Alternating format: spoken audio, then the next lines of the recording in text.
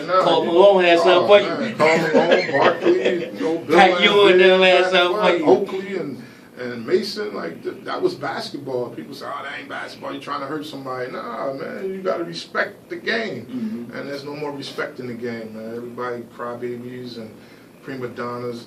I mean, I don't know what type of profanity I could use, but no, just keep it clean. I call them basketball whores, man. Oh, you use that basketball whores. Yeah, you got people jumping from team to team, and I'm talking about like with kids. I ain't even talking about they're getting paid to do that in the NBA, but when you got a kid going to 4 different high schools, man, he's a whore, man. Like you treating him like a whore. You trying to put him in certain situations. Just let him play wherever he's gonna play at, because if he can play, he can play. I don't care where he at. You know what I'm saying? But we get caught up in the hype. Oh, he got to go here and play with this kid. Nah, if he good, he good. Well, I got to go play with the top 5 players, and I'm a freshman. I could start at the school down the street from me, but I'm gonna go to the #1 team in the state and sit on the bench. I ain't for 3 years. And they recruit every year. But no, I'm gonna play next year, and then you on the bench again. I'm gonna play next. Now your junior year, you want to leave. You done wasted 2 years at this school.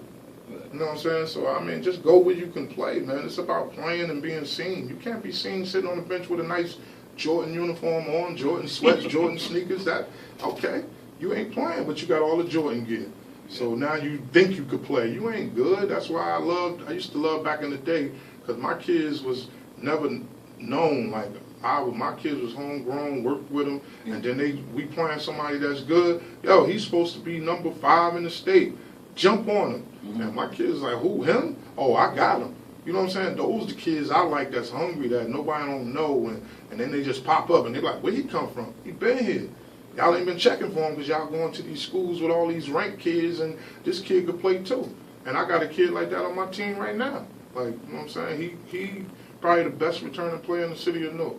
What's his name? You want to know? Nah, D.M. McCray. He's no relation to me. And, you know, every year he worked, and people like, where this guy come from? He's been at Central since he was a freshman. Now he about to be a senior. He averaged 22 and 10 this past year. And we played in one of the toughest conferences in the state. And he was a unanimous first team all conference. Like, you know, the team that won the conference was like, oh, D.N. McCray. That was the first name they put up on the, and you got Division I kids in that conference that's getting recruited heavily, and he was kicking on these dudes, man. What conference is that? It was the SEC American Division. That was like the top conference: Seton Hall Prep, East Side, West Side, Montclair Immaculate. You know, it was a University, East Orange. It was a tough conference, man, and we did pretty good. I mean, we won 5 games in the conference. But, you know, we competed. The games we lost, we was in them. They weren't like straight blowouts, you know what I'm saying? My last question to you, is you gonna, is you giving it to LeBron yet? Is you gonna give it to him? I can't give it to him. He ain't made you a believer yet? Nah, I mean. The reason why I said, I think I told you this before. I think LeBron is going to do what Michael Jordan went through. When we held on to Dr. J so much, we just didn't want to give him up. We just didn't want to. Now, Jordan had to fight through that. Like, we used to always say, he ain't better than Doc. Yeah. And Doc only had 1 championship. We didn't give it to Jordan until like on his 5th or 4th championship. True. You think LeBron going through that same thing? He only won 3. He lost, 5 or 6? Like, you can't be the best. Jordan ain't lose. So you base it off, first of all, you based off championships. Jordan got 6, he got 3. Okay, the numbers are outstanding, tremendous, but for a person his size, we never seen nobody like that. But our question is hard. Ain't no way you going to be the best player in the league, and it's down to crunch time, and you kicking the ball to somebody else to win the game. Like, I'm taking this shot. I'm the man. So he don't strike me like that. My heart don't feel him. You know what I'm saying? Well, you gonna get, but when it do, will you tell me? Oh, yeah. I'll be like, but it's over. Oh, the clock is the window is winding down. Golden State got this the next 2-3 years. It's over. He might get there. He ain't winning no more. They can't they can't put a team together to beat these dudes. 2 of them got to leave. So how many more you think Golden State can win? I give them the next 2. I give them the next 2 if that team stay together. I say 3, 4. They could be a Celtics. Not even that move that Houston made. Houston? Yeah. With Chris Paul. Chris Paul. And they trying to get Carmelo. Melo done, man. Oh, Chris Paul just for show. You know what I'm saying? Like, Harden for self. Like, you got to be willing to play that team game. And I know that was your last question. No, go ahead. But I think Durant spent 10 years in OKC. He couldn't win it with Westbrook. The offense went through Westbrook. Durant hot. You look Durant off. Westbrook still shooting. You watch Golden State play with Durant in the offense. The first pass go to Durant every time. They start with him. Like, he feels comfortable in that offense, and they feel comfortable giving him the ball because they're not selfish players. They're not selfish. You know what struck me about that last championship, and his mother said it. I don't know if you heard it in the interview. That she said she been watching him play basketball since he was 8, and this the freest he ever been. She said this the freest he ever been. Wow. Like, you got any final thoughts for the listeners out there? This is NEWARK Radio. You got any final thoughts? You know what I'm saying? That you want to make a statement? You know what I'm saying? That you want to say? I mean, I just opened this store, Zuku Basketball Store on 350 South 6th Street, right on the corner of 16th Avenue. You know, the store.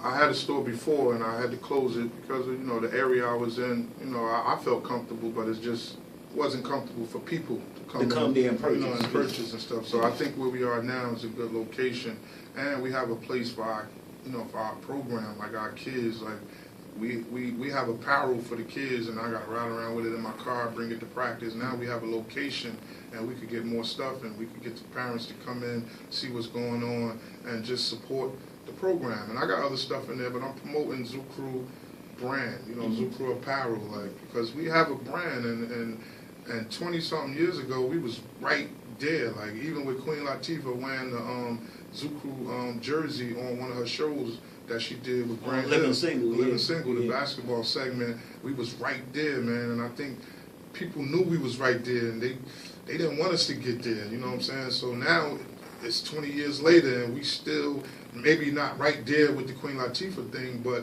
we still relevant in the city of Newark, man, and a lot of powers don't want Zuku to be relevant. Like, we doing basketball now. The other Zuku part of the stuff is basically dead and gone. I mean, the people still here, but that's not what we're promoting. We're promoting the positive Zuku. Like, we was always positive. It was really party of emotions.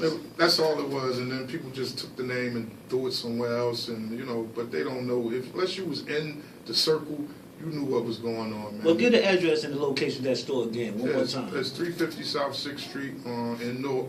Off 16th Avenue, right? Right on the corner of 16th Avenue, man. Right behind is a church, and Marion P. Thomas Elementary School is on that block. And also some parting words, man. I just want people like our people, man. And I'm not a prejudiced dude. I'm just pro-black, man. I ain't got nothing against other people, but I just want my people to understand that, like, we waiting for Superman to come in the hood and change the hood. Superman ain't coming, man. Superman not coming in the hood to change nothing. We gotta change the hood, man. We gotta let kids see stuff what you doing, stuff what I'm doing, stuff what people are doing, opening businesses, and we gotta show these people that you could do the same thing, man. We don't love each other, man. And I'm a strong blamer. I blame the system for everything because we don't make no drugs in the hood.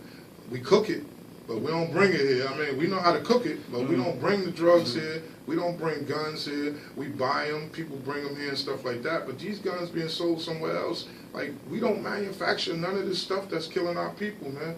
And we continue to take the stuff in. That stuff is a trap, man. They put it in front of you and we grab it, and then we destroy each other. So if we could just learn how to maneuver away from that stuff, and I know it's going to be hard because this stuff been going on for years, but it's getting worse. It's like everybody got a gun. Like, every time I'm looking at somebody getting pulled over, it's a gun. Somebody running, they throw a gun. Like, everybody got a gun. Why we need a gun? Like, I travel, I don't have a gun. And if I'm afraid if I put a gun on my hip, I'm going to jail because I'm going to get pulled over. Or somebody going to do something and I got to use this gun because it's on my hip. Not that I want to use it, but somebody making me use it. So some people carry guns for protection, man. They don't even use the gun. It's just, if somebody do something to me, I'm going to do something to them. And that's just how it go. But we got to put that stuff away and learn to love each other and work with each other. Every community, every race is in our community making money but us. Every race is in our community making money but us, man. And the last thing, we stand in front of these bodegas, we stand in front of these stores, we're protecting these people, man. And when people do drive-bys, We dying. They not dying. They inside the store. We standing in front of their store, protecting their stores. Nobody don't rob it because we from the community. We ain't letting nobody come in here and rob the store. But we get shot in front of the stores. We die in the street in front of the stores. And these people still make money. And we stand out there and let them. We don't open up none of the abandoned stores that's in the neighborhood. Like, it's crazy, man. We just so... We got a long way to go, man, and I hope I'm here to see the change in us, you know what I'm saying? We don't have no leaders, man. We don't have no real national leader that can unite all urban America, because this ain't just going on in Newark, man. It's going on in urban America across the United States. Like, and people tend to think it's just Newark. It's not just Newark, no, man. It's a systematic. So that's why I always say the system, and people say, no, you can't say this.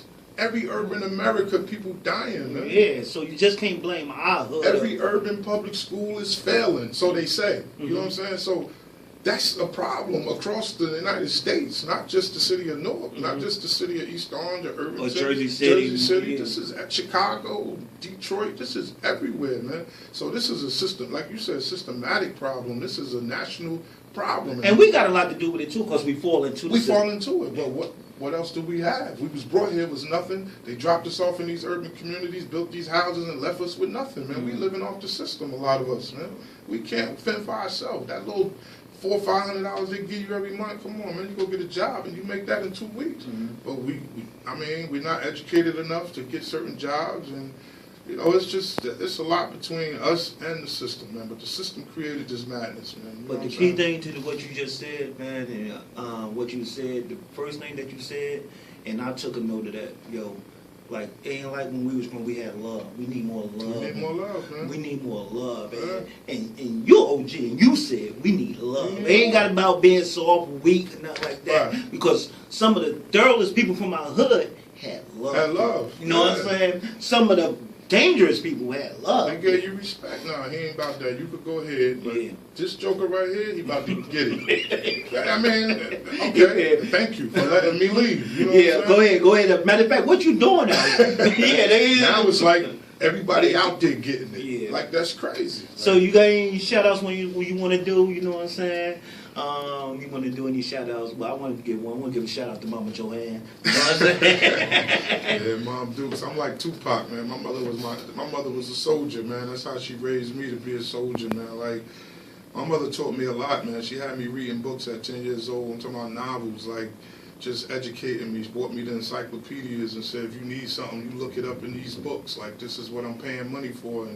And you know, I respect my mother to the fullest, man. My mother was a fighter, man. If something was wrong, you never knew, man, and that's how I am. Like, she didn't say she was hurting or there ain't gonna be no food on the table. Like, my mother was a soldier. She still is a soldier, man, and I respect my mother to the fullest, man. Like, she was my father and my mother, and she taught me a lot of things that I'm doing now. Like, you know, just be humble, man. Don't never think you better than nobody. Like, just do what you do. Don't worry about what the next person doing. Like, if it works for you, make it work. And I get that from my mother, man, and my friends, because we grew up the same way. But my mother was a strong influence in my life, man, and I give it up to her, man. I don't give it to nobody else but my mother. I ain't praising nothing but my mother. You know what I'm saying? Like, she made me the strong person that I am today. And she did a great job, man. Thank you, She did a great job, man. I appreciate it. Any other shout outs you want to give before we go into the call? Shout out to my, you know, I got 3 kids, man. My daughter, Jalen, she just finished her first year of college.